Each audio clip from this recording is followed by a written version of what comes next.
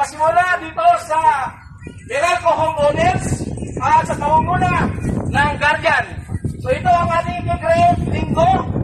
Umulan, umaraw, bumagyo, signal number 3, matutuloy tayo dito. Hindi natin pwedeng dahilan yun dahil ang rescue, wala pong dahilan. Mas nandoon dapat tayo. Handa ba kayo? Yes! Okay, ganito. Ang pagpasok niyan sa loob ay isa-isa. Muna dito sa kaliwa, papasok doon sa loob. Ipakikita natin sa magiging guest natin sa linggo na the Guardian of Bacoor ay disiplinado, lalo na kung magtatapos ng rescue. So ang ating grupo ay PUMGG, Search and Rescue Forces.